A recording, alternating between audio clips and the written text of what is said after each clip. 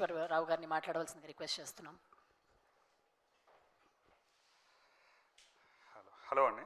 ఈ ఈవెంట్కి వచ్చిన మీడియా మిత్రులందరికీ నాకు ఫస్ట్ నుంచి ఈ ఇండస్ట్రీలో ఏది రైట్ ఏది రాంగ్ అని గైడ్ చేసి ఒక బ్రదర్గా ఒక ఓన్ ఫ్యామిలీ మెంబర్లో గైడ్ చేసిన దామోదర్ ప్రసాద్ గారికి, ఈ సినిమాని చాలా చిన్నగా స్టార్ట్ చేసామండి.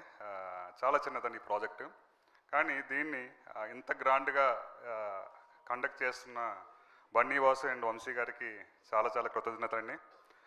కమింగ్ టు మా హీరో త్రిగుణ్ గారికి, హెబ్బా పటేల్ మేడంకి అండ్ సిరి అండ్ అఖిల్, వీళ్ళందరూ కూడా ఈ సినిమాని బాగా పర్ఫామ్ చేసి, నేను ఈ స్టేజ్ మీద మాట్లాడుతున్నానంటే ఈ కథకి మొత్తం మూల కారణం ఈ అవకాశం ఇచ్చిన డైరెక్టర్ మన్నే శ్రీనివాస్ గారికి చాలా కృతజ్ఞతలండి.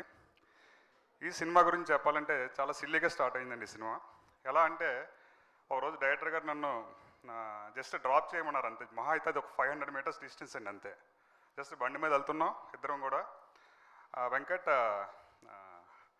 మన మారుతి అండ్ ప్రభాస్ గారి కాంబినేషన్లో రాజాసాబ్ వస్తుంది, దాన్ని ఇన్స్పిరేషన్గా తీసుకొని ఒక హర్రర్ మూవీ చేసా వెంకట్, జస్ట్ సరదాగా విను అన్నారు.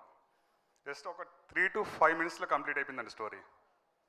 అక్కడ ట్రాఫిక్లోనే ఉన్నాం, స్పాట్లోనే సార్ కట్ చేసేద్దాం సార్ మనం, చాలా చాలా బాగుంది అని ఆ విధంగా స్టార్ట్ అయిందండి. అసలు స్టార్ట్ అవుతుందో అవుతుంది అనుకోలేదు. అంత సిల్లీగా, అంటే జనరల్గా ఏదైనా కథ అయినా ఏదైనా ఒక 10 సిట్టింగ్లు, ఒక 15 సిట్టింగ్లు అయ్యి తర్వాత కథని ఎంచుకోవడం మళ్ళీ, అంటే చాలా చాలా చేంజెస్ ఉంటాయండి.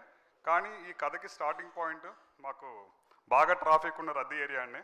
అక్కడ ఓకే చేసిన కథ, అంత సింపుల్గా స్టార్ట్ చేసిన కథని ఇంత గ్రాండ్గా అవుతుందని అయితే నేను ఎక్స్పెక్ట్ చేయలేదండి. దీనికి ప్రధాన కారణం బన్నీ వాసు అండి వంశీ గారండి, లేదంటే మా దామోదర్ ప్రసాద్ గారు, లేదంటే ఇది సాదా సీదా అన్ని సినిమాల్లాగా రిలీజ్ అయ్యే సినిమా అండి.